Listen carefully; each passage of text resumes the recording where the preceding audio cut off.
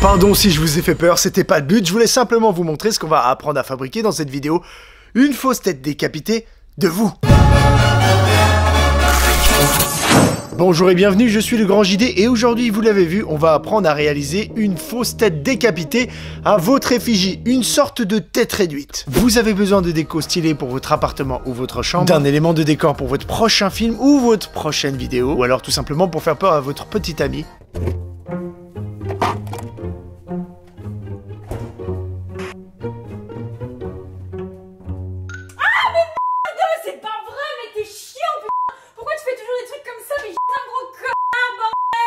En y réfléchissant, je pense qu'il est préférable de garder cette idée de bricolage pour une de vos prochaines vidéos ou alors une déco de soirée.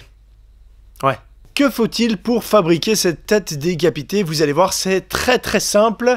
C'est parti! Pour réaliser cette tête décapitée, vous avez besoin de 2 photos de vous, une de face, une de profil, de Photoshop, d'une imprimante et de papier photo, d'un bocal et de colorant alimentaire. Donc une fois que vous avez tout ça, vous avez réuni les ingrédients principaux. Première chose à faire, c'est de prendre 2 photos de vous, une de face, alors essayez de faire une tête genre je me sens pas bien ou alors je me suis fait décapiter, et une de profil. Ensuite, importez les photos dans Photoshop et c'est là que commence le vrai travail. Importez donc vos 2 photos dans un nouveau document en format A4 paysage. Il vous faudra très certainement les redimensionner pour avoir des proportions plus ou moins réalistes. Pour ça, vous pouvez vous aider de repères que vous placez au-dessus des yeux ou sous le nez par exemple. N'hésitez pas à retoucher le contraste avec les niveaux et la luminosité pour que vos 2 photos soient identiques. Une fois que vous avez terminé ceci, il vous faut couper votre profil et venir le coller pour les assembler. Quand vous êtes satisfait de votre collage et du placement, dupliquez votre photo de profil, retournez-la et placez-la de l'autre côté. Voilà, ça c'est votre base de travail. Maintenant, il va falloir faire parler l'artiste qui est en vous,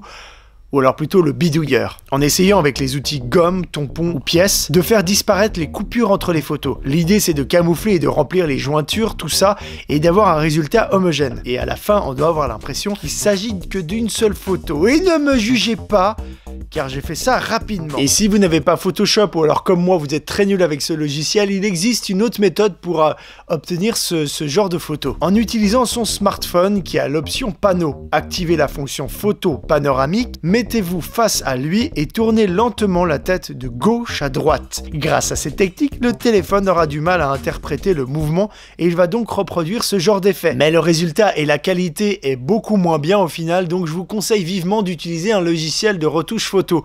Ce sera beaucoup mieux. On continue! Une fois que vous avez terminé votre magnifique montage photo, vous allez l'imprimer sur du papier photo, ou alors le plastifier, ou utiliser une matière qui résiste à l'eau. Une fois imprimée, vous êtes content, elle est très belle, même si vous ressemblez à rien, c'est pas grave. Remplissez votre bocal avec de l'eau, mettez-y les colorants alimentaires de votre choix, et finalement, enroulez votre photo pour tout simplement la placer à l'intérieur. Et voilà, vous avez terminé votre tête. Après, vous pouvez l'améliorer, bien sûr, avec quelques tips, comme par exemple, prendre une perruque, découper des bouts de cheveux et agrafez-les ou scotchez-les sur la photo, ça rajoutera un peu plus de réalisme et de texture. Vous pouvez également par exemple mettre des étiquettes usées, ça donne toujours mieux des étiquettes usées que vous allez coller sur votre bocal, comme ça donnera encore une fois un peu plus de réalisme à votre fabrication, à votre jolie tête décapitée.